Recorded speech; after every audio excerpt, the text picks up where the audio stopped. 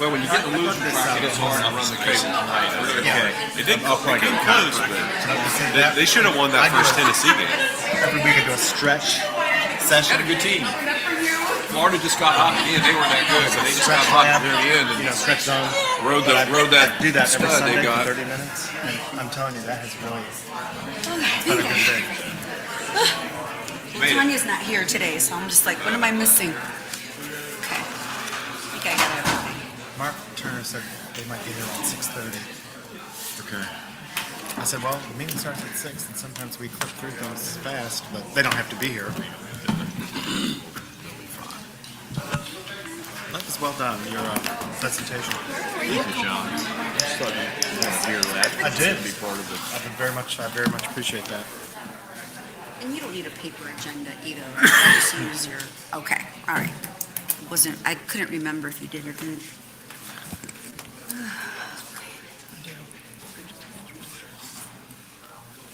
Today's last day.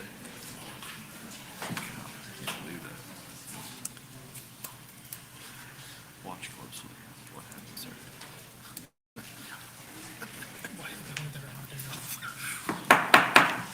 Good evening. I'd like to call to order the City Commission meeting for this, the 24th day of June, 2024. Can I have a roll call, please? Yes, Commissioner Dollison. Here. Commissioner Mercer. Here. Commissioner Dantzler. Here. Mayor Pro Tem Yates. Here. And Mayor Birdsong. Here. We have an invocation by Pastor Drew Bennett from the Redeemer Church, and will be led in the Pledge of Allegiance by Vanessa Castillo, City Clerk. Stand in favor, please. Pray with me. Great God in heaven, it is good to give you thanks. And so we give you thanks for this day, for the city in which we live, for so many people who love this place and want to see it flourish. For this time set before us, set aside for matters of its governance, we ask that you give our commissioners, our city manager, and others wisdom as they consider the pressing issues before them. Wisdom because the matters they will deliberate on are complex, often involving many competing agendas and concerns. And as much as we may desire simple solutions, there are often none to be found. So grant them to listen well, to work together towards the good of our city, and grant us, the citizens they serve, patience, empathy, and understanding, especially when we may disagree with a decision that has been made. Their job is difficult and thankless, and so we take this moment to express our gratitude for their sincerity and effort on our behalf. And we acknowledge that it's a work all of us are called to, so we're gathered here because we believe that we are called together into a work that we cannot yet know the fullness of. And still we trust the voice of the one who has called us. And so we offer to you, God, these things, our dreams, our plans, our vision. Shape them as you will, our moments and our gifts. May they be invested toward bright, eternal ends. Richly bless the work before this commission, before all of us. Shepherd us lest we grow enamored of our own accomplishment or entrenched in old habit. Instead, let us listen for your voice, our hearts ever open to the quiet beckonings of your spirit in this endeavor, we pray. Amen. To the flag of the United States of America and to the republic for which it stands, one nation, under God, indivisible, with liberty and justice for all. Very nice. Two. Very well done.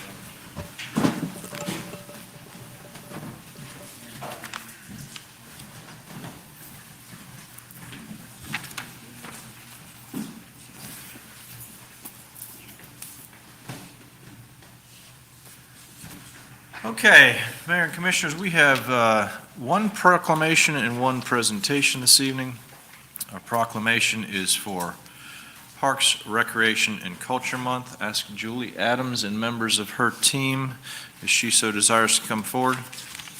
Proclamation reads as follows. Whereas Parks and Recreation programs enhance our quality of life by contributing to healthy lifestyles, community building, economic development, and environmental sustainability. And whereas parks and recreation facilities and activities have become essential to our community's mental and physical fitness. And whereas parks and recreation programs boost the economy, enhance property values, attract new businesses, increase tourism, and reduce crime. And whereas parks and trails ensure ecological beauty, provide space to enjoy nature, help maintain clean air and water, and preserve plants and wildlife. And whereas recreation, therapeutic recreation, and leisure education are essential to the rehabilitation of individuals who have been ill or disabled, and whereas celebrating our achievements and successes in preparing for Florida and Winter Haven's future are all likely components of parks and recreation. And whereas the state of Florida and the city of Winter Haven recognizes the benefits derived from dedicated, passionate public and private recreation professionals and park resources at the local and state levels. Now therefore, Nathaniel J. Birdsong Jr., Mayor of the City of Winter Haven, Florida, does hereby extend greetings, best wishes, and declares July 2024 as Parks and Recreation Month in the City of Winter Haven, and urges all citizens with all of the quality of life benefits essential to sustained happiness and healthy well-being. In witness whereof, he is hereunto set his hand and caused the seal of the City of Winter Haven to be affixed this 24th day of June 2024. Signed, Nathaniel J. Birdsong Jr., Mayor. Attest, Vanessa Castillo.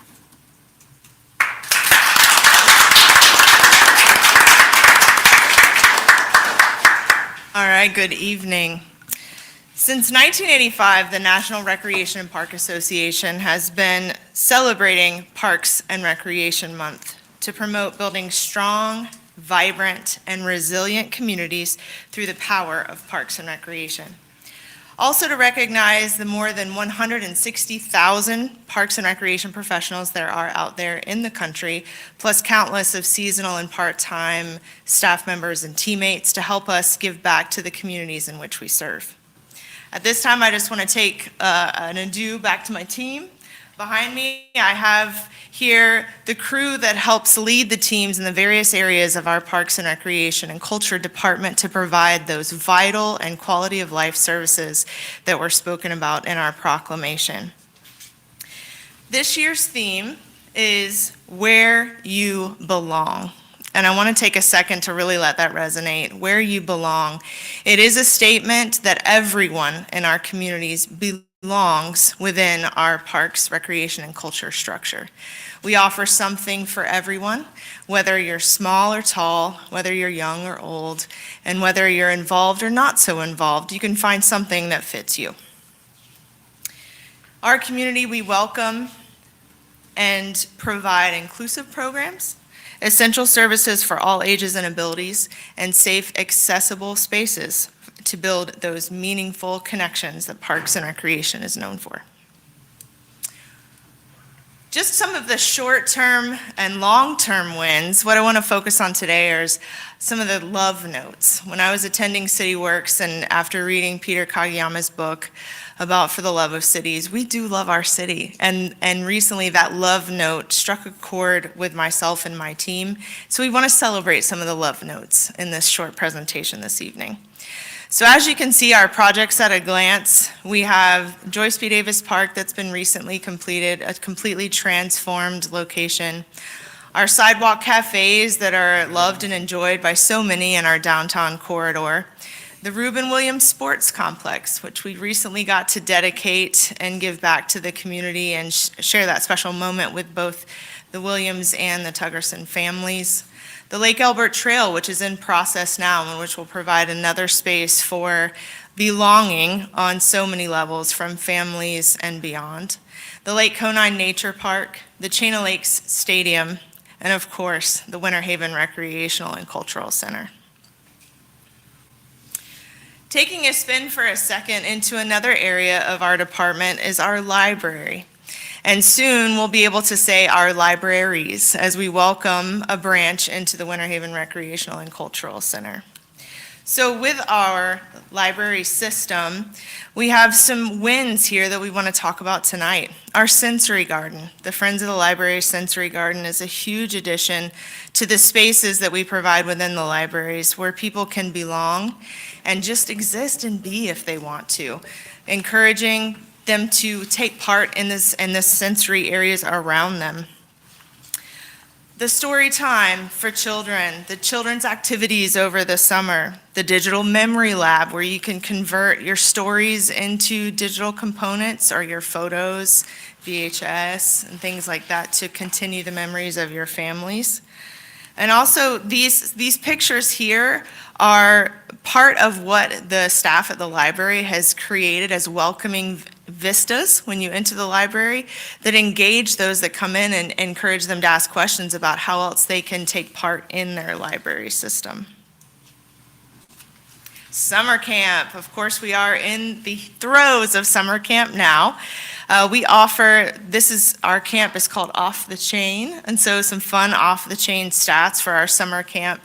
We have 3 locations with hopes to grow that in the future in partnership with the Polk County School Board.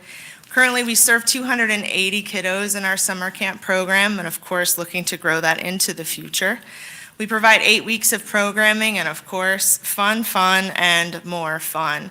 What we like to think about with summer camp is not only just what we provide from a recreation standpoint, but our partnerships with our teammates in natural resources and the Public Works Department as well to provide not only indoor recreation opportunities, but an opportunity for them to really fall in love with the outdoors as well.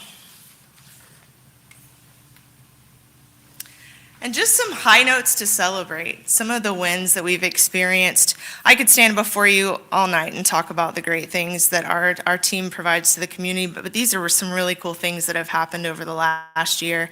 That first picture, if you're going left to right, Mayor Birdsong was able to celebrate with Miss Annie Davis her 100th birthday at the Senior Center, and you've heard him speak of how she goes to Publix every day, and she spends time at the Senior Center every day as well, taking part of the enrichment and the programming there. The Winter Haven Recreation and Cultural Centers, our final public meeting, we called it the public party because we had a celebration of that facility, and we took a public meeting to a different level with engagement and music, and of course, what wouldn't be a fun party without some snacks. In addition to that, our American Red Cross Centennial Campaign.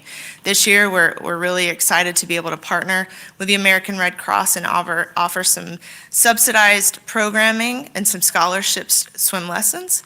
And so we can offer these much-needed lessons at a lower price to the community. And then finally, our Juneteenth celebration. That was a huge win, our 4th annual Juneteenth celebration held in the newly donned Reuben Williams Sports Complex. A huge win for us and a fun time for the community as a whole. So again, we want to celebrate Parks and Recreation Month, but we all want everyone to know that Parks, Recreation, and Culture is a place where everyone belongs, and we're so thankful for what you continue to do to drive policy and decisions to be able to make this place a great place to be for Parks, Recreation, and Culture. Thank you.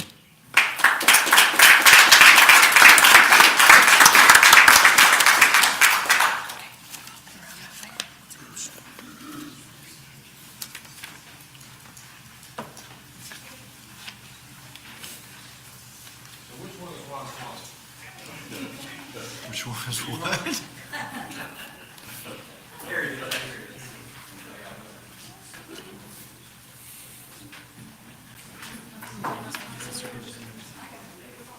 these the superintendents that flipped it? Some of those are just Assistants.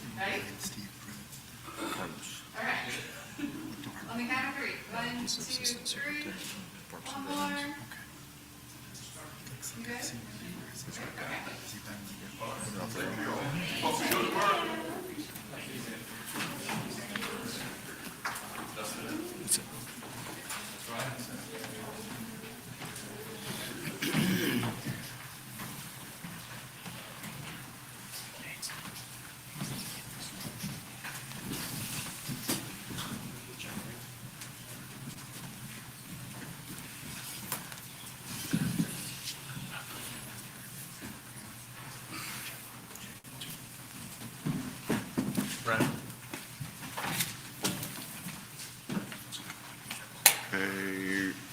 We have a presentation. So yes, Mayor and Commissioners, we wanted to give you an update on the SHIP program that's administered through the City of Winter Haven. You've heard Commissioner Dancer speak on many occasions as of late on the how our Affordable Housing Advisory Committee is doing and some of the great work that they are advancing for us. And so we felt that this was a good opportunity for us also to give you an update on what's happening with our SHIP program. This is money that comes directly to the city of Winter Haven from the state of Florida to help with affordable housing and affordable housing initiatives. So at this point, I'm going to ask Eric Labby, our Director of Economic Opportunity and Community Investment, along with Cedric Cox, our Assistant Director of Economic Opportunity and Community Investment, to share some insights with you. Well, I will be very brief. I would just like to acknowledge Cedric's hard work as the Assistant Director of Economic Opportunity and Community Investment in this program, and the strides we've made in, this year, really, with this program. And since we've done a marketing campaign and blitz in connection with Katrina's office and the work that they do, we've really been able to get the word out to the community. And with that, I will leave the details to Cedric. Good evening, Cedric Cox, Assistant Director of Economic Opportunity and Community Investment. I just wanted to provide you all a high-level overview of where we stand with the SHIP program. And with that being said, AJ, we started, I went to Katrina's office, and she and I collaborated, and Katrina kicked off a marketing campaign on April 5th. Since that time, during the information was released via television, social media, and the Access Winter Haven app. Since that time, we've received 66 applications in total. With that number, 47 of those applications came in since the marketing campaign of April 5th. We have 19 for down payment assistance, and we have 47 for owner-occupied rehabilitation. I've also went out to the community and reached out to individuals in the community along with Miss Christina. She's helped me collaborate. I did a presentation at First Missionary Baptist Church, which 44 residents were in attendance. I also did a presentation at Church of the Bible Way with my coworker, Angie Hibbert. There were approximately 8 residents in attendance, including Pastor Coward. That meeting was to give them an understanding of what the CRA and the SHIP program offers the community. I also did another presentation with the Neighborhood Service Center in collaboration with Miss Christina. There were about 29 residents in attendance at that presentation. And just so you all are aware, I'm open to do these presentations in the evening, on weekends, wherever you need me to go out to the community. I'm open and willing to meet you where the people are. For the record, the current fundings where we stand for fiscal year 2021, we had a total funds of approximately $92,000. We've encumbered $65,000, and we've expended $30,000. What encumbered is actual funding that we have an individual that money has been slotted for. They're just not had moved to the contractor's phase yet. I can tell you we've also made an agreement with EnviroBuild, who's a local contractor, that he's going to specifically do all of the work for the SHIP owner-occupied rehabilitation program. I submitted 10 approved applications to the contractor today to begin doing work. For fiscal year 21-22, we had approximately $428,000 in funds. We have $350,000 encumbered, and we have $105,000 expended. The balance remaining for fiscal year 21-22 is a negative $26,000, and I know that seems confusing. However, in certain funding categories, you can move funds from one year to another if you run out of money. That's the reason it's in a negative. That's a good thing, not a bad thing. Fiscal year 22-23, we had approximately $540,000. We got $48,590 encumbered. We've expended $185,000 and have approximately $306,000 remaining. For fiscal year 23-24, we had a total of approximately $758,000, and we have not yet expended any of those funds. Come July 1st, we will receive an additional $422,345 for the fiscal year 25-26, 24-25 fiscal year. Next page, AJ. If I could just real quick, what he just said was since April, when we did the marketing blitz, we've encumbered or spent nearly $800,000 of SHIP money. Absolutely. Okay, I'm ready, AJ. Also, I'm pushing to the forefront the disaster mitigation strategy. This is a strategy, being that we're going into the hurricane season, that I was asked to promote because it can help assist with during hurricanes and pre-hurricane or anticipation of a hurricane. You know, we could cut down tree branches, things to that effect to help the home be safe. Also, after a disaster strikes, we can assist with paying insurance deductibles that homeowners normally don't have the money to pay for.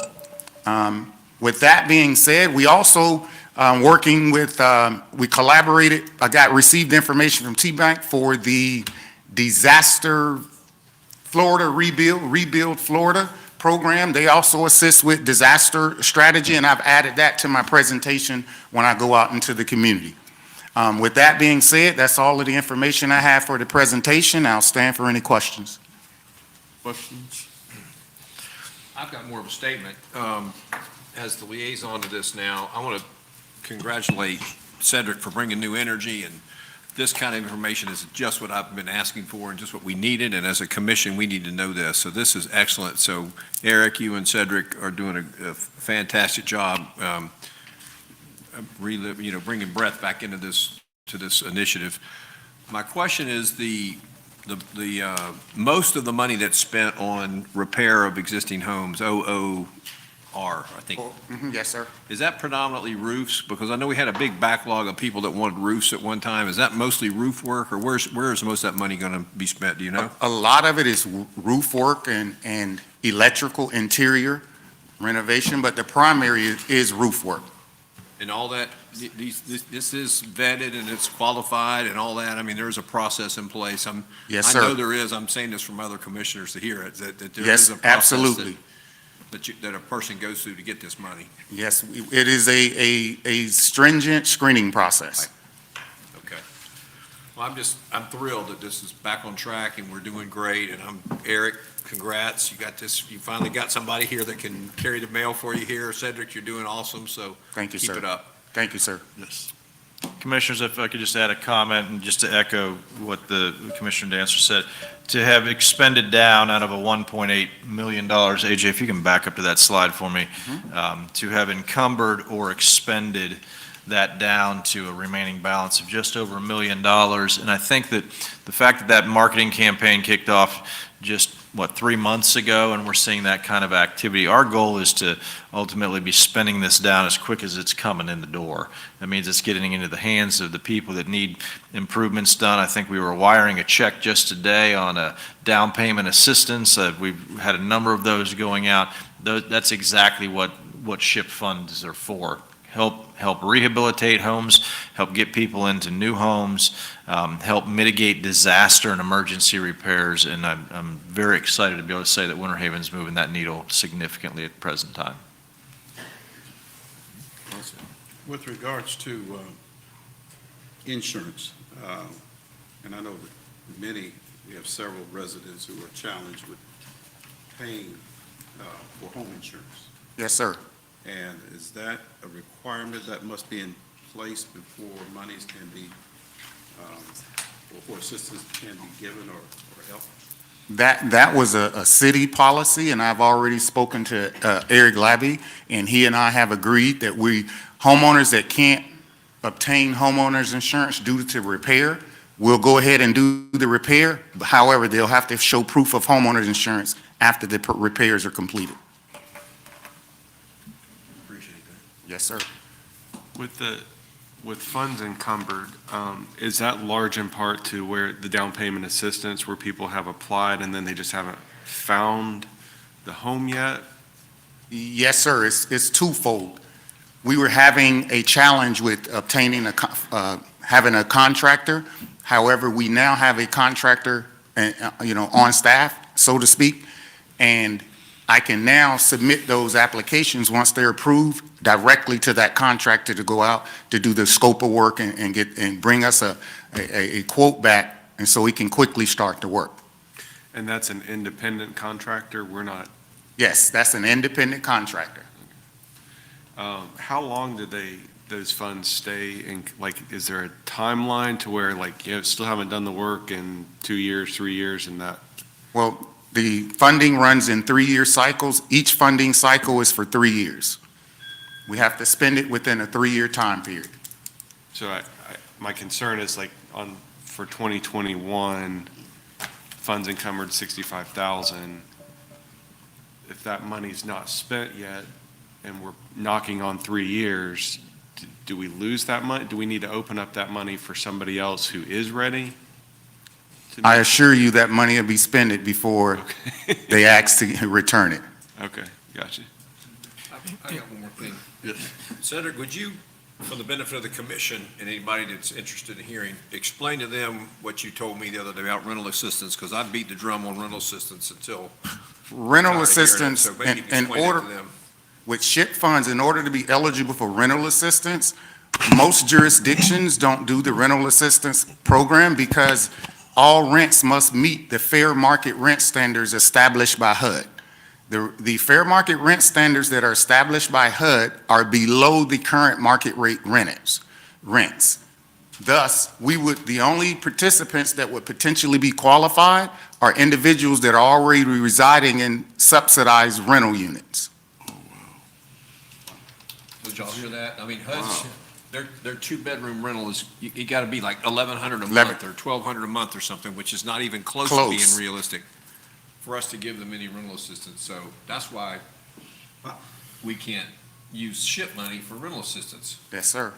It took us a while to figure that out, or me anyway, but. Yes, sir. And I I'm think just one of learning the, that. I've never heard that before. yeah, I think that's what adds value to the program that Hartford Winter Haven is piloting out for us. We're looking at what's the bridge gap voucher opportunity because of that very issue, that you cannot find housing that fits that HUD standard in terms of the threshold. So we have to find alternative pathways to try and find some support there. Anybody else? Thank you, Cedric. Thank you. Fantastic. Developments of notes. We don't have any. Commissioners, you have the minutes. Mr. Mayor, Yes. move to approve the minutes of the May 28th regular city commission meeting and June 5th city commission agenda review meeting. Thank you. I will close the commission meeting, open the public hearing. Anyone wishing to speak to these minutes may do so at this time. Seeing none, close the public hearing. We open the commission meeting. Is there any discussion? All those in favor say aye. Aye. Opposed by the same sign. Hearing none, the minutes are adopted. Okay, so I have two people that wish to speak. And Mary wants to speak on item 12A.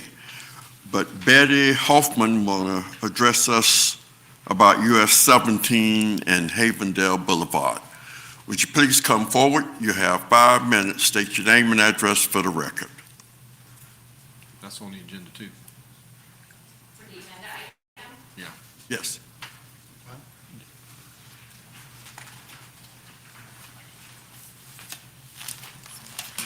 Good evening, Commissioners. My name is Mary Makovic. I am a resident of Winter Haven. However, as a former public employee, my address is not subject to public record. I wanted to speak to the ordinance reading that you have coming up regarding a rezoning of the property from commercial to residential, and there at the intersection of US 17 and Havendale. My concern about the impact of these 268 combined units, which are 1- and 2-bedroom apartments, is on the traffic and infrastructure. The determination made by staff was that it would result in a decrease in demand, and I think that is false, or at least flawed. The staff indicates that it's based on the maximum development potential and not the current use as of today. So that would be as if it was all built out, and we had big box stores there and you had all that traffic. However, it's not looking at the traffic congestion that is there today. in Landmark's rezoning application, it references US 92 and State Road 27 for their traffic study, which is what the city accepted and did not ask for any traffic study. And to be quite frank, I don't really care about 27 and 92. I'm concerned about that intersection right there at the light at Havendale and US 17. If you recall, there was a joint study, this US 17 Vision and Action Plan that was done in September of 2020, in which they did a traffic study and looked at the data for 5 years, and they determined that intersection to be a high crash area and a safety concern. So far, the quote-unquote improvements that FDOT has made has actually created more traffic. So if you look, they closed the median at the intersection of MLK and 6th Street.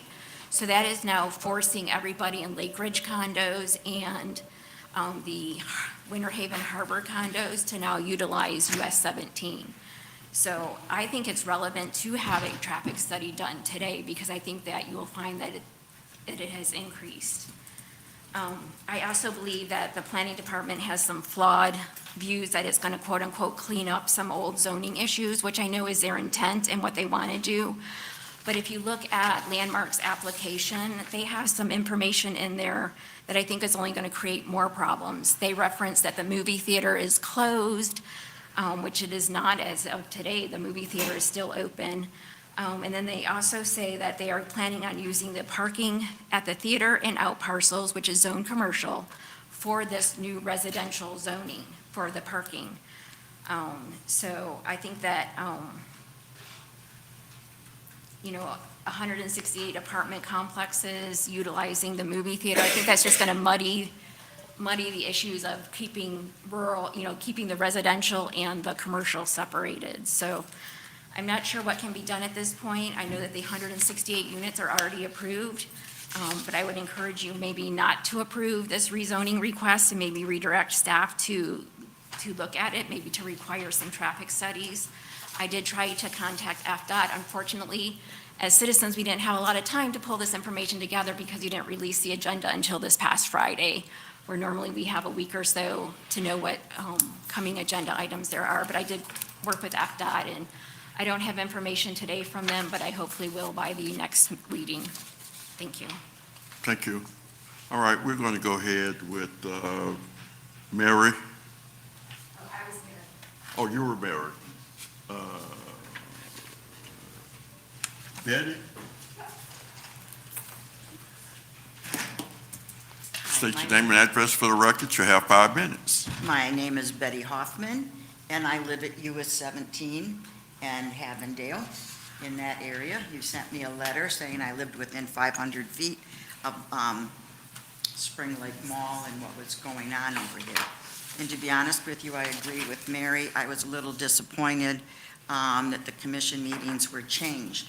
I know you did the mailings for the first one that was canceled 2 days before that Landmark informed you, or I should say Peacock informed you that there was some legal things that needed to be changed and taken care of, so they canceled that first meeting on the same day that you mailed out the meeting for the one in May. So no one would have known about the June 4th meeting until they came to that first one, because you didn't send out any letters. And if my recollection is understanding, when you did send letters, I think if it's involving a lake, you also have to send letters. And since this project has got lakefront property on Spring Lake, I think it is, not Spring Lake. But anyways, that land of that body of water, that's 25 acres. The other condo got one letter for how many people live in there, about 70 complexes in that. So they only got one letter that was posted on a bulletin board, to my knowledge. So I think they should have been informed that there's going to be more boating on that lake, because they're putting in, asking for 10 docks possibly. So Spring Lake did not, condos only got one letter. So, and then, go down my thing. Yeah, the project, Landmarks project thing says the movie theater is closed and it's still open. And number 5 on their thing was the traffic study. I have no idea where US 92 is and SR 27. I know where 27 is, and, but anyways, since I live, and you guys did the study like that other lady was saying, I have a beautiful view of going into that mall off of US 17.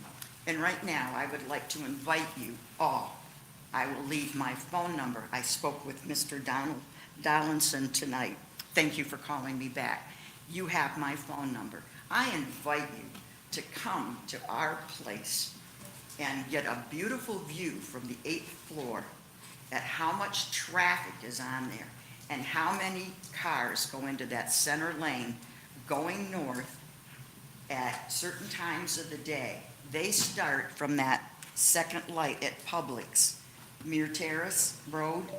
They start there getting into that center turning lane to get up, to turn into the mall and then come out onto Havendale. So they don't have to go through the traffic light at the corner of Havendale, Martin Luther King, and 17. And I see ambulance drivers, and maybe they can attest to it, and fire truck drivers. They cannot get through because there's so many cars in that center turning lane that they can't even go around the traffic. And there's no place for those people to move because that traffic is so backed up that I can't even get into my condo on certain times of the day, 2 and 3 times a day, depending on when they're coming to work and going to work and lunchtime. So for me, since the FDOT has started making us go on to 17 to get into our place, there's a center cement abutment where our driveway is directly across from the mall. And we can only get about 3 cars in there to try to get in, if anybody will let us in. So we are backing up people going south on US 17. So I would ask you to check into that, or shorten do something with that road. And I invite you, and I will serve you lunch, whatever it takes, for you to come to my house and see the traffic, or come out there and stand, say like 2:30 to like about 5. Put a camera out there, whatever it takes. I know that they make signs that say the speed, and they also have cameras on them. I gave that to Mr. Bird and Team Michael one other time about last year when I was having a problem over at Spring Lake Mall. And there is a thing that you can get to do the speed. So anyways. Just go ahead and wrap it up, please. So that is my big concern. Landmark /Adams Family,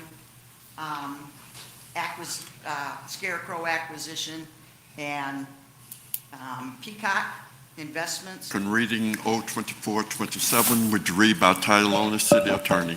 Thank you, Mr. Mayor. Ordinance number O-24-27, an ordinance extending the corporate limits of the city of Winter Haven, Florida, so as to include therein additional territory lying contiguous and adjacent to the present boundaries of the city of Winter Haven, Florida, describing said additional territory, repealing all ordinances in conflict herewith, providing for the administrative correction of scrivener's errors, and providing an effective date.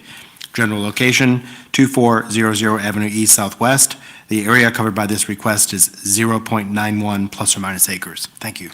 Thank you. City Manager, we've reviewed this twice, so is there any? No changes this evening, sir. This is, our staff recommends City Commission approve ordinance O-2427 for the annexation. Thank you. Commissioners? Mr. Mayor, Yes. motion to approve ordinance O-24-27 on second reading. Thank you. I will now close the City Commission meeting, open the public hearing. Is there anybody from the public who would like to speak? Seeing none, I'll close the public hearing, reopen the City Commission meeting. Any discussion? All those in favor of the motion, let it be known by saying aye. Aye. Aye. Opposed by the same sign.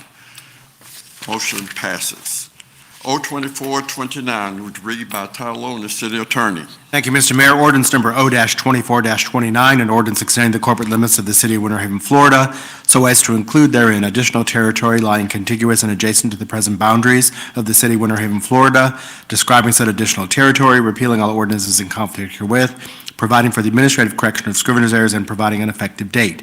General location, that portion of West Lake Eloise Drive, lying between Lake Eloise Terrace and Hidden Oaks Lane. The area covered by this request is 3.95 plus or minus acres. Thank you. Thank you. City Manager, has anything substantially changed? No, sir, no changes since first reading. Staff recommends City Commission approve ordinance O-24-29. Thank you. Commissioners? Mr. Mayor, Yes. a motion to approve and for public hearing of O-24-27, 29. 29. Thank you. I will now close the commission meeting, open the public hearing. Anyone from the public wishing to speak to this ordinance may do so at this time. Seeing none, I'll close the public hearing, reopen the city commission meeting. Is there any discussion? All those in favor of the motion, let it be known by saying aye. Aye. Opposed by the same sign. Hearing none, O-24-29 is adopted. Commissioners, you have the consent agenda. Mr. Mayor, Yes. move to approve the consent agenda in its entirety. Thank you. I will now close the commission meeting, open the public hearing. Anyone wishing to speak to the consent agenda?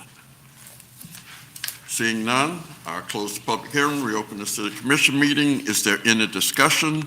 All those in favor of the motion, let it be known by saying aye.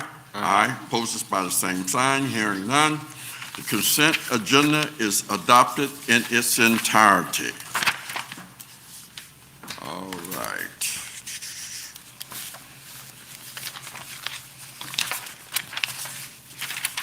Got my paper mixed up. My iPad is so low on battery, it won't open up. You charge us? I got the sheet. I got it. All right, moving right along, resolution. Resolution R-2428. City Attorney, would you read by title only, please? Thank you, Mr. Mayor. Resolution R-24, pardon me, -28, a resolution of the City Commission of the City of Winter Haven, Florida, repealing resolution number R-21-10, which established the Public Safety Community Advisory Committee and disbanding the committee, and providing for severability, repealer, and for the administrative correction of scrivener's errors, and providing for an effective date. Thank you. Thank you. City Manager? Mayor and Commissioners, I'm going to ask Deputy Chief of Police Vance Monroe to present this item this evening. All right, thank you. Mayor, Commissioners, Florida House Bill 601 will take effect July 1st. In essence, it will disband the current Public Safety Community Advisory Committee that we currently have. As you know, February 22 and 2021, this committee was established.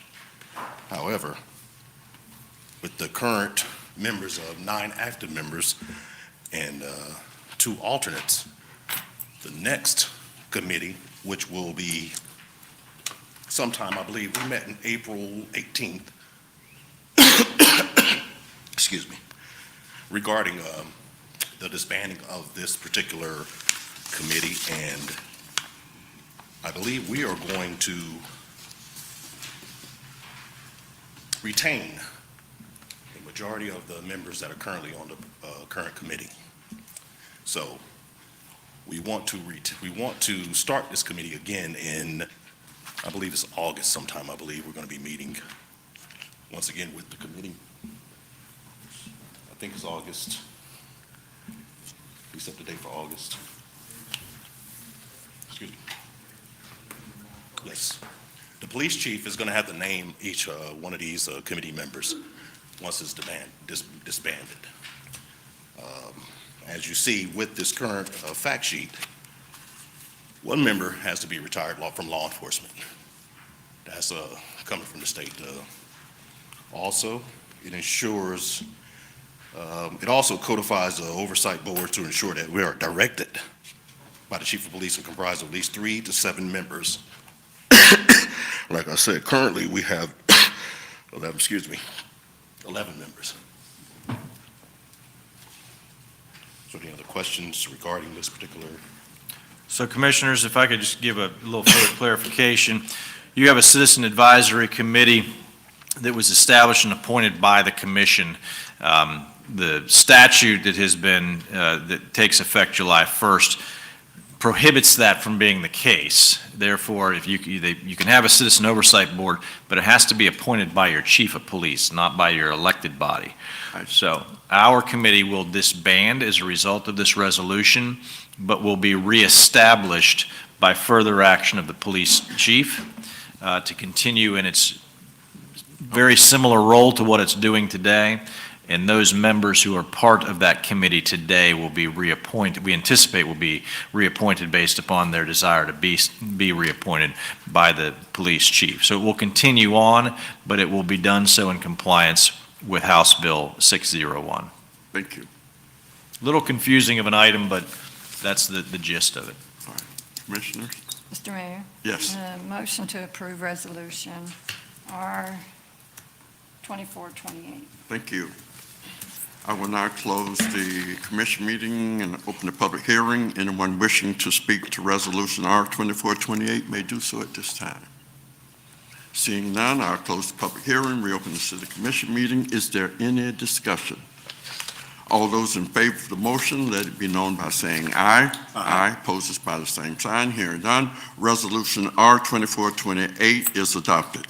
Resolution R 2429, would you read by title only, City Attorney? Thank you, Mr. Mayor. Resolution R-24-29, a resolution of the City Commission of the City of Winter Haven, Florida, affirmatively accepting the conveyance of that right-of-way deed from Vietho Management LLC to the City of Winter Haven, Florida, as more particularly described in the right-of-way deed executed and delivered by Vietho Management LLC to the City of Winter Haven and recorded on April 15, 2024 in Official Records Book 13076, page 1718, Public Records of Polk County, Florida, and providing for an effective date. Thank you.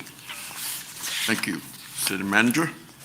Commissioners, I think the title of the resolution was longer than the fact sheet, so you can see on your screen what we are officially accepting from Vietho Management LLC, and staff recommends the commission approve Resolution 24-29. Thank you. Commissioners? Mr. Mayor? Yes. Motion to approve resolution R 2429. Thank you. I will now close the commission meeting, open the public hearing. Anyone wishing to speak to R 2429 may do so at this time. Seeing none, close the public hearing, reopen the city commission meeting. Any discussion? All those in favor of the motion, let it be known by saying aye. Aye. Opposed by the same sign. Hearing none. Resolution R 2429 is adopted. Okay, we have one resolution that's it's the first reading. The second reading will be on July 8th. Ordinance O 2422, would you read by title only, City Attorney? Thank you, Mr. Mayor. Ordinance number O-24-22, an ordinance amending Chapter 21 of the Code of Ordinances of the City of Winter Haven, Florida, by amending a portion of Plan Unit Development Ordinance O-89-04, providing for the administrative correction of scrivener's errors, repealing all ordinances in conflict herewith, providing for severability, and providing for an effective date. General location, 800 Havendale Boulevard. The area covered by this request is 13.58 plus or minus acres. Thank you. Thank you. City Manager? Mayor and Commissioners, Eric Labby, our Director of Economic Opportunity and Community Investment, will present this item for first reading. All right, thank you. Yes, sir. Mayor, Commissioners, this is a request by Landmark Investments Incorporated to amend a portion of a plan unit development. It is a plan unit development O-8904. That is approximately 35 years ago when this PUD was adopted, hence for the reason for many of the changes. The PUD is 13.58 acres, and it's developed with a commercial shopping center and associated parking. The northern portion of this shopping center is Zone C3, commercial, and is subject to all the city's normal land use and zoning regulations. The southern portion is the PUD zoning portion that we're talking about tonight. Access to the shopping centers from Havendale Boulevard and from US 17. The petitioner proposes to develop a vacant portion of the property that is within the PUD designation as a 100-unit multifamily residential community. This was identified in the old PUD as Phase 3 commercial development. The current PUD does not allow for multifamily, so hence the request. Based on the adopted floor area ratio for primary mixed-use hub, the subject property in its entirety, the entirety of the PUD, the 13 acres, could be developed with approximately 1.7 million square feet of commercial. The proposed area that we're talking about for the multifamily development, the vacant area, is 3.1 acres. When examining this area alone, it could be developed with up to 405,108 square feet of commercial space under the current PUD. As mentioned before, it is approximately 35 years old. The PUD contains references to obsolete zoning districts pertaining to permitted uses and does not provide development standards. Staff proposes to provide updated permitted uses and development standards within this PUD to be consistent with the rest of the development. You have your infrastructure tables in your fact sheet denoting the impacts of the potential 405,108 square feet, as it is already entitled as commercial, compared to the 100 multifamily units proposed. You can see it is a decrease in potable water, sanitary sewer, and transportation impacts. Again, concurrency is subject to site plan approval and is granted at the time site plan approval is granted. You have your potable water and sanitary sewer impacts denoted. This is consistent with the comprehensive plan and the primary mixed-use hub future land use designation. All public notification requirements were met. No direct financial impact. However, in staff's conclusion, we do note the requested multifamily development within this PUD is consistent with the development in the area and the PUD designation to the west. Staff proposes changes, which the petitioner agrees to, as part of its application that will address the obsolete language in the PUD, in the 35-year-old PUD. The requested PUD amendment is consistent with the primary mixed-use future land use hub. The request would result in decreased impacts in water, sewer, and transportation infrastructure needs over the maximum development potential. And this portion of Spring Lake Square Shopping Center has remained undeveloped for 35 years under the current zoning. Development of 100 multifamily units in this space will create a true mixed-use hub and will potentially lead to further redevelopment of the aging Spring Lake Shopping Center. The Planning Commission did hear this on June 4th and recommended approval at its regular meeting. Staff does recommend approval. Thank you. As I previously stated, the second reading will be on July 8th. However, we've already had two people that have spoken to this, and so if there's anyone else that would like to make a comment or speak to it, you may do so at this time. Question. Yes. Eric, if you look on picture on page 5 of 5, the picture that's got brown and blue color, Yes, sir. that, we're talking about just the blue area, clearly. But is there any chance that this just goes so well, they want to start taking more of the brown area, or is this the only place in the world they can do residential, I guess? I think my pages might be a little different from It's yours, 5 of but 5 of the ordinance itself, Eric. I got you. Exhibit B. It's in, like, I'm looking at it on the I got you. laptop. Yes, sir. I got you. Yes, the blue area is the area that would be designated for residential. The PUD area is basically everything south of the roadway that you can see. If you go back to the zoning map, Everything with the lines on it? which is in the fact sheet, So what I'm getting at, will they ultimately be able to tear down these buildings that nobody's renting and put more residential in here? Is that the? No, the only place they could do residential would be in the blue portion, according to the concept plan. Otherwise, they'd have to come back. Otherwise, they'd have to come back. And they're doing apartments, right? Yes, sir. Their entrance and exit will be off of 17, so I understand what these ladies are talking about. Yes, sir, and we've already coordinated with FDOT on this project. They are a participant in our Development Review Committee meetings now, and we've asked them, we've made them aware of this project, and they have indicated to me that they will need, even though their access is through an internal road, they will need an FDOT permit prior to construction. So when they come in for site plan approval, we'll be sharing this with FDOT. So they will need a driver's permit. Yes, sir. Okay. And that will identify, based on their trip demands, what kind of improvements they may have to make to US 17 or Havendale. Okay, all right, that's good. You ladies, did you hear that? Thank you. Good deal. All right. New business, 13A. City Manager? Mayor and Commissioners, you'll be traveling to the Florida League of Cities Annual Conference in August, the 15th through the 17th in Hollywood, Florida. And as you recall, part of that conference, each member municipality that sends delegates is asked to designate one of their officials to vote at the annual business session that will be held Saturday, August 17th. So we're asking you to designate a representative during that. I think, if I'm not mistaken, 4 of you are traveling. I think Commissioner Dancer is the only one who's not attending this Florida League of Cities conference. So if you'll designate someone, we'll complete the necessary form and deliver that back to the League of I'll be Cities. the delegate. Very well. I was last year, too. Is that does someone want to make a motion to that effect? Move that Mayor Birdsong's the voting delegate for the Florida League of Cities 2024 conference. Thank you. You've heard the motion. Any discussion? All those in favor of the motion, let it be known by saying aye. Aye. Opposed by the same sign. And the motion passes. Okay, 13B. City Manager. Thank you, Mayor and Commissioners.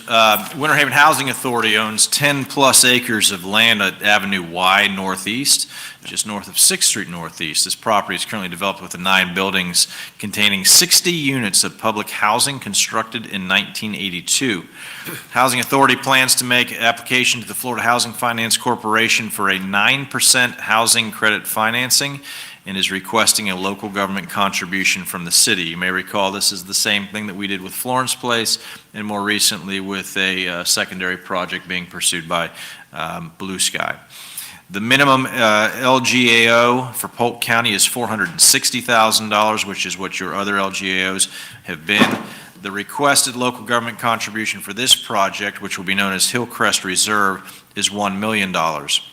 As this is a redevelopment project including relocation of existing tenants, pre-demolition environmental testing, and demolition of existing structures, funding above the minimum is requested. You may recall in 2021 when we were establishing our Affordable Housing Trust Fund, this is a project that came forward and there was a request at that time. The city had committed to that, but the project was not selected for funding by the Florida Housing Finance Corporation. So the Housing Authority anticipates they're going to demolish the 60 units that are there and construct 120 new units of affordable housing for families. You can see within your fact sheet, the demographic being targeted is families and workforce. It is a 3-story walk-up style project. The rent range at the lowest level for a 1-bedroom of $430 up to a maximum for a 3-bedroom of $1,590. And you can again, consider that in terms of what Mr. Cox shared earlier with the HUD levels and the rent assistance.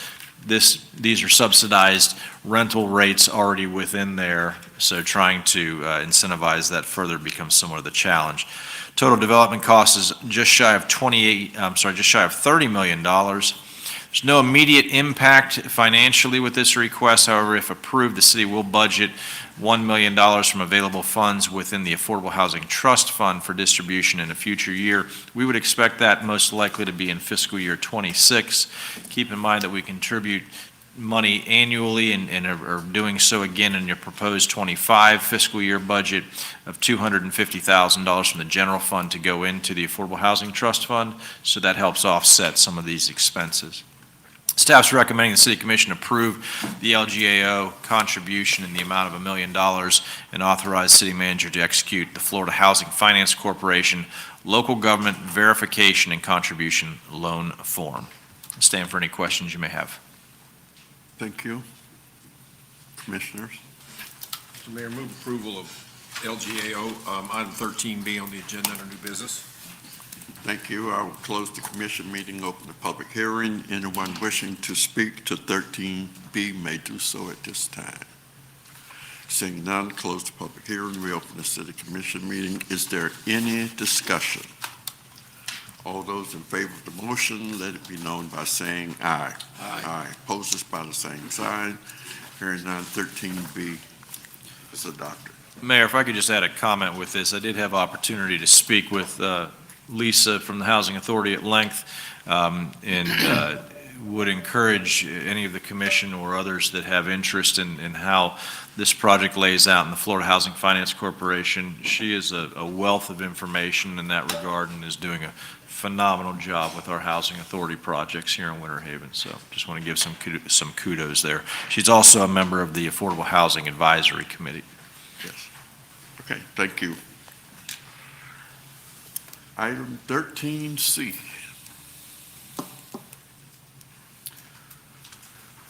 Okay, so Mayor and Commissioners, this is the agreement for sale and purchase of real property from the Historic Ritz Theater, Inc., for the property known as the Ritz Theater.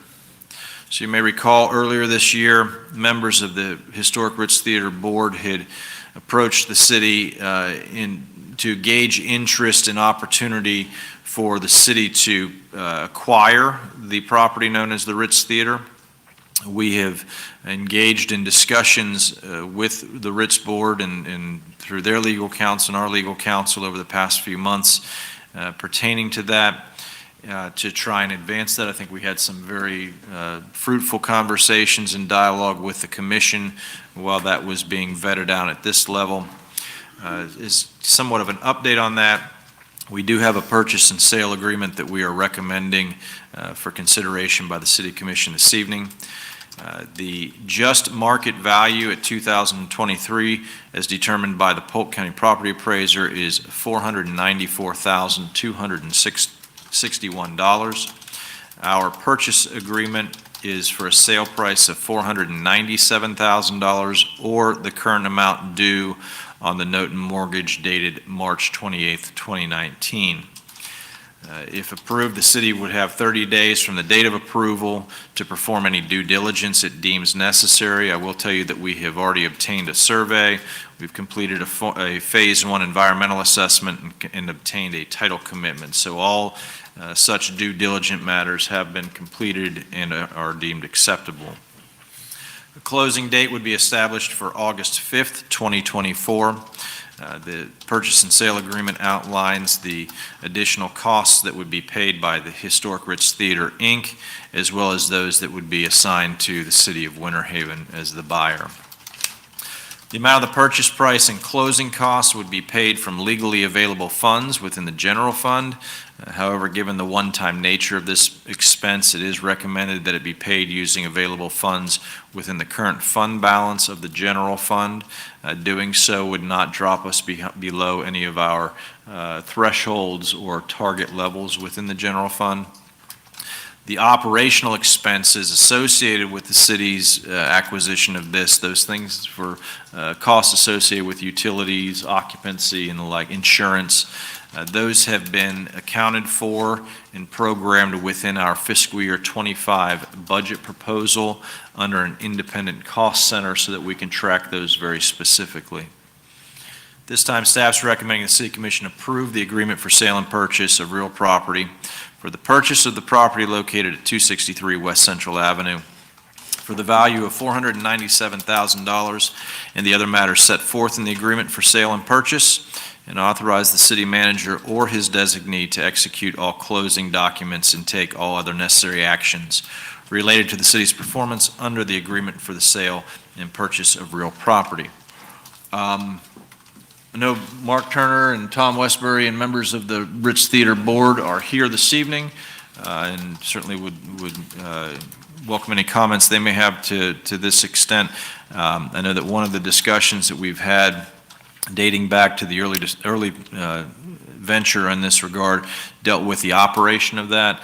We have been working with Theater Winter Haven to explore that and are developing a new use agreement specific to their occupancy at the Chain of Lakes property, but that would also allow us to engage them for services at the Ritz Theater if that were under the city's ownership. So I expect that agreement, the primary use agreement for Theater Winter Haven will come before the commission at some time in July. And with that, if this purchase goes through, it would include an addendum that would allow for operation of the Ritz Theater as we have discussed. Commissioners? You want discussion, or are you looking for a motion? Looking for a motion. I just wanted to add that I will not be voting on this specific item due to potential conflict of interest. We'll file the Form 8B with the clerk. Do what? Commissioner, Mayor Pro Tem Yates will file Form 8B with city clerk. I want to make the motion, but I wanted to talk about a couple things before I made it. But, Make it, and then we can talk.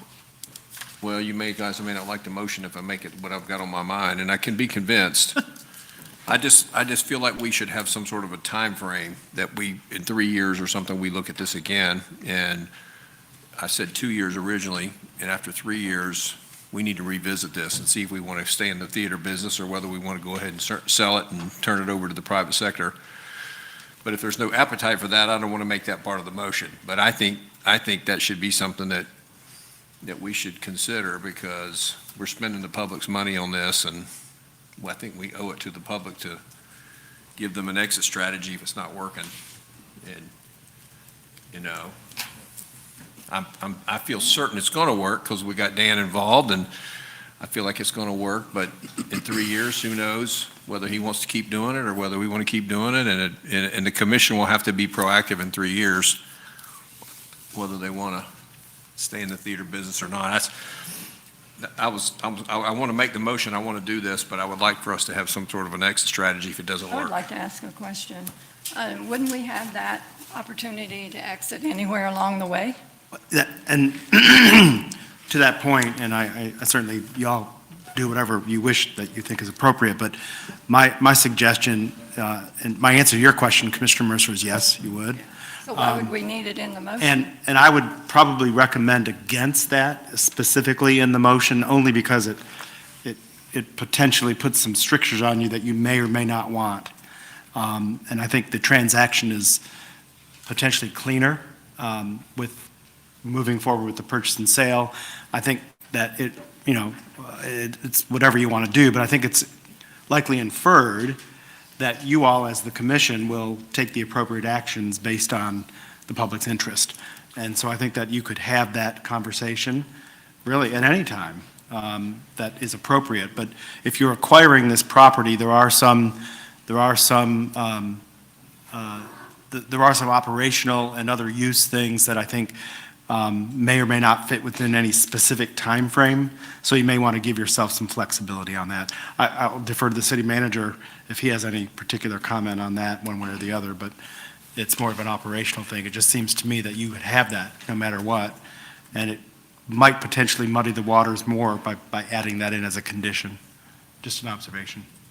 Well, I hear what you're saying, and I've got no problem with that. I'm just saying if we use a provision of a sunset or something to that effect, it forces the commission to actually look at this. Because what happens is, we have a tendency to do these things, and then we kind of drift along, and if it's no harm, no foul, nothing's really happening, there's no drama, we're not going to look at it. And it's, like, Affordable Housing Committee, we just got some great numbers, and we're able to now really track what's going on there, and it just took a lot of, I don't want to say yapping by me, but we got all that stuff. I mean, that's what we need. I just feel like we need to have something that will make the commission in 3 years at least look at this again. Because if we don't, it probably won't get looked at, unless there's a real problem.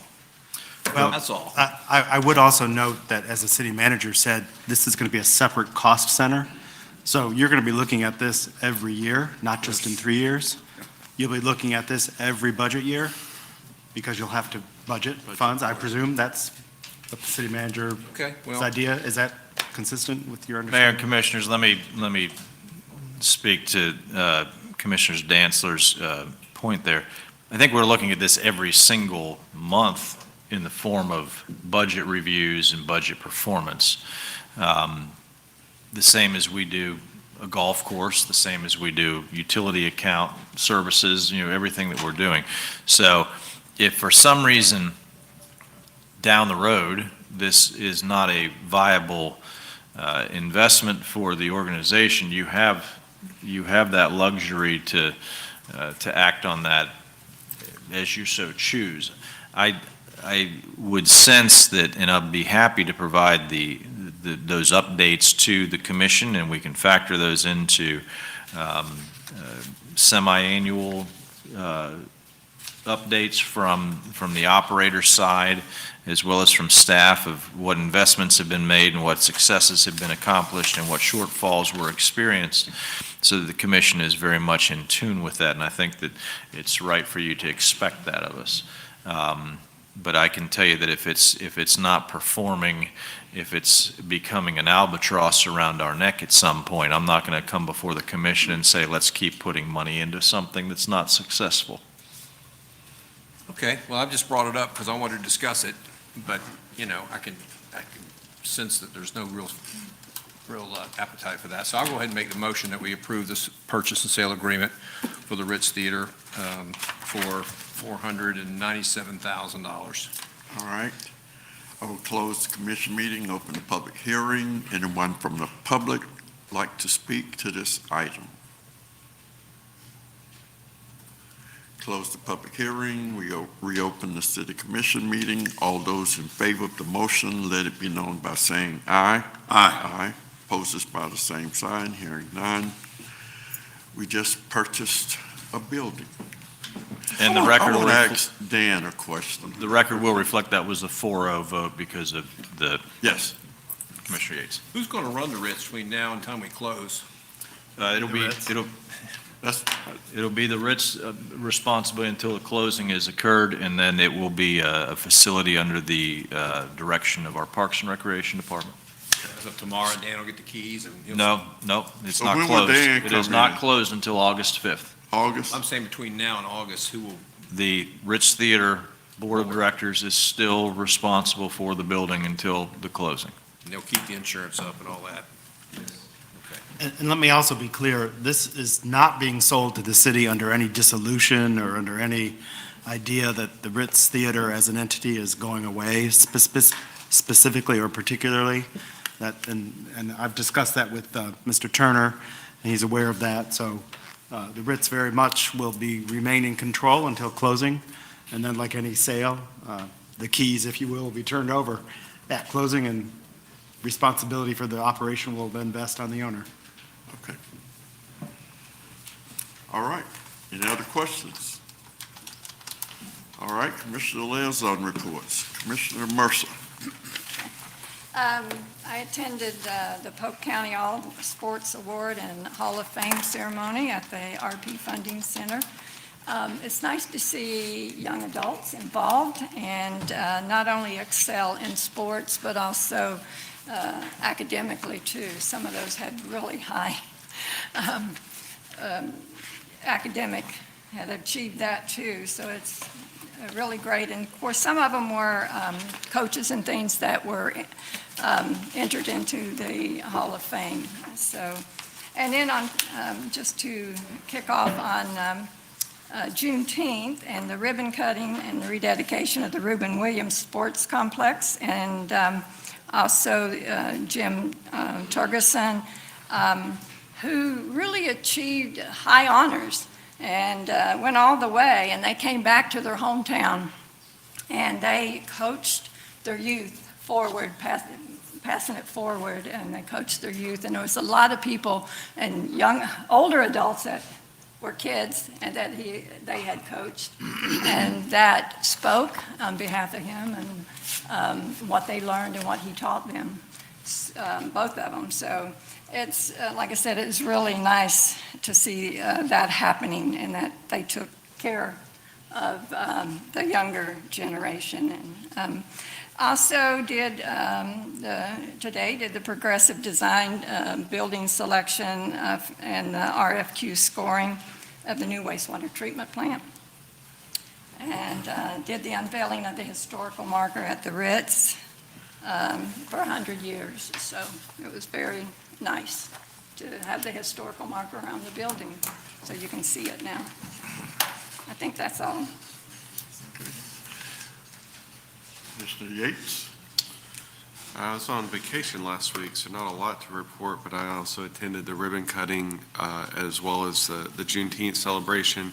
Just want to thank all the staff for putting on a great event, two great events simultaneously out there. So facility looks absolutely amazing, and the Juneteenth celebration was awesome as well, and no hurricanes blew through this year to disrupt the event. So that's I think about the first time we haven't had a storm blow through. But other than that, I did want to apologize to Parks and Recreation for having to step out. You would have rather me stepped out than stayed, so I promise. But dealing with a couple other things this evening. So, but you guys do an awesome job, and please send on my best to the entire team. So that's all. Thank you. Commissioner Dollison. I was privileged to be a part of the dedication as well for the park, which is now the Reuben Williams Complex. I knew Reuben. In fact, I actually eulogized him and his family. I know quite well. This past Sunday, several of them came. I've even baptized some of his descendants this past Sunday. So it was very important and very significant just to have had the privilege to be a part of that celebration. Schoolboy James Turgeson, his wife, in fact, I even funeralized her too. I knew her and had the privilege of being in their home. And it's amazing when you give that kind of recognition and significance to individuals who had given themselves to the service of community. And I think the one thing that will always stay with me, that for serving on the commission and having the privilege to serve, to know that that park actually has my name attached to it now, and being there was very significant for me for the first time. So that was a big deal as far as I'm concerned. But it's a beautiful facility. The celebration of Juneteenth, of course, the Parks and Recreation does an outstanding job. We partner with them in various efforts, so that's just how they roll. Also, was able to attend the Sports Hall of Fame. Mr. George Tinsley was one of the honorees, and also there was another gentleman from Bartow, Mr. Pearsall.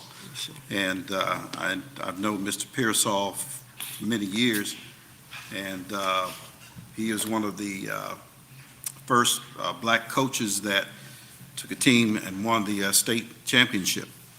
And he's in his 90s now, and it was a long time coming, but it was certainly wonderful to see that and see him adorn his jacket, but also the Tinsley family for the great work that they continue to do throughout our community.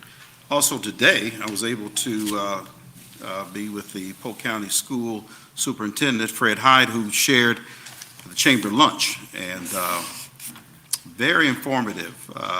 As many of you know, that our superintendent is a wealth of information, and he lives and breathes the district schools. And but just listening to some of the things, the accomplishments, but also some of the improvements, some of the other challenges that we are certainly facing as a district. And it appears that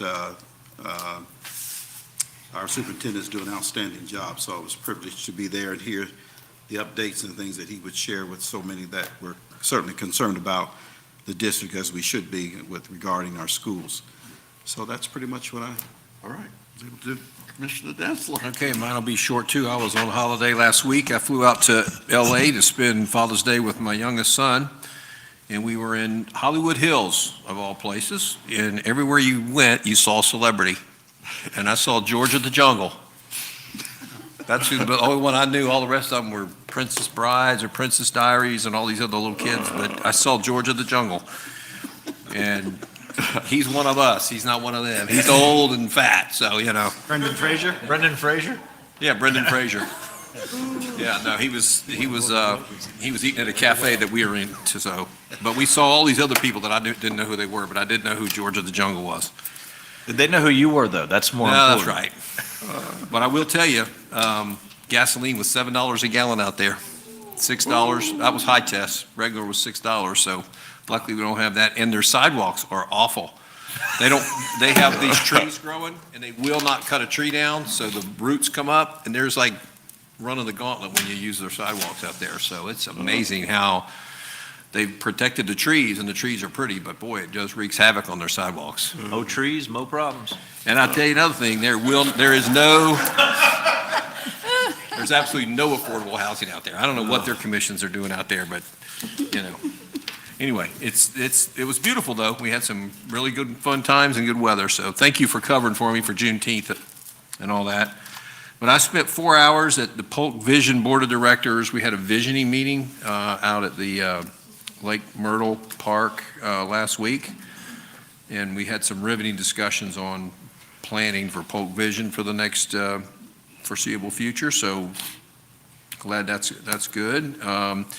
And also, like the rest of you, we all had our utility talk with Gary and T, and the good news is we had a riveting conversation about a funding source for public art, and we have got some really good ideas, and T. Michael and I have talked about it, so we got some really good things coming for public art.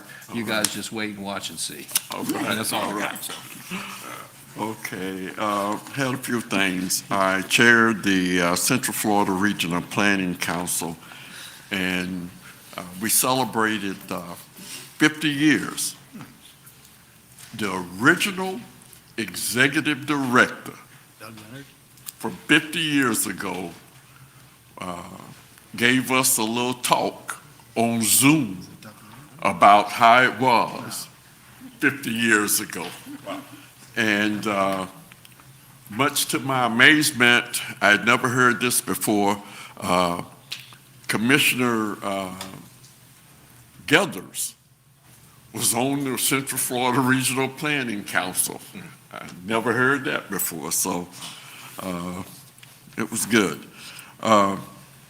Attended the Father's Day luncheon at the Neighborhood Service Center, and they have a reserved spot for me in the senior center at the Neighborhood Service Center because they said I'm older than some of them, so I didn't argue with them. The food was great, and I had a great time.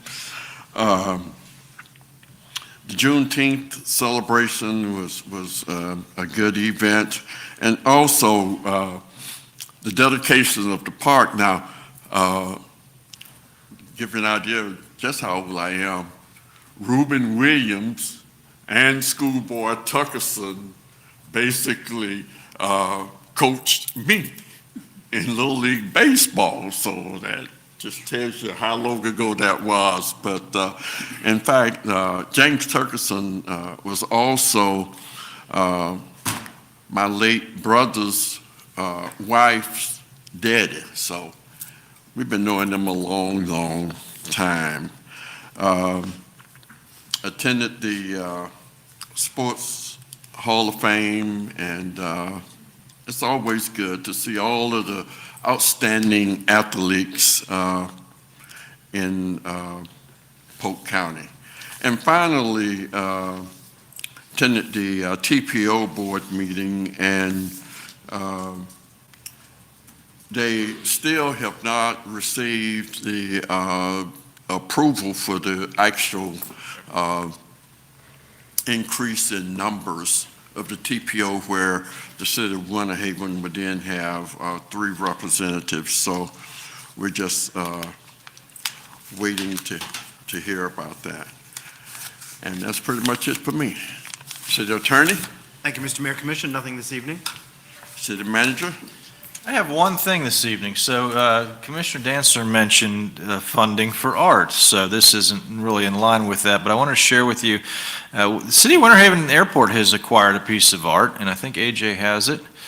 You may recognize that gent. So this, I believe, is a submittal in the current aviation exhibition that is on display and hanging inside the airport. That is Commissioner J.P. Powell, somebody, Christy Hemingway had painted that. So we thought that it was such a befitting tribute to him. That has been permanently acquired. We have a couple pieces at the airport that were permanently acquired. And Troy Heidel, our airport director, is going to be working with hopefully Kim and Travis Powell to get some comments that we can put to a plaque to kind of celebrate JP. No one had of all the commissioners, probably him and Jamie Beckett were the two that had more love for the airport than anybody else, and so nice tribute to him. Yes. Beyond that, I just share with you, we are doing some budget briefings with the commission this week, and look forward to sharing some thoughts on the upcoming budget with those that I haven't had a chance to meet with yet. And we are lining everything up for a budget presentation in July so that you can vote on your millage rate and meet all of your trim requirements prior to August 1st. And just other than that, thank you for all your support with the Reuben Williams Sports Complex and the Juneteenth celebration, and congratulations to our Parks and Recreation Department, and best wishes for a happy Parks and Recreation Month. Deputy City Manager. I do have one small fun one for you this evening. You may recall a few months back, I mentioned that FWC has a program called Trophy Catch, and they had released a bass in Lake Rochelle with a pink tag that had some prize money tied to it.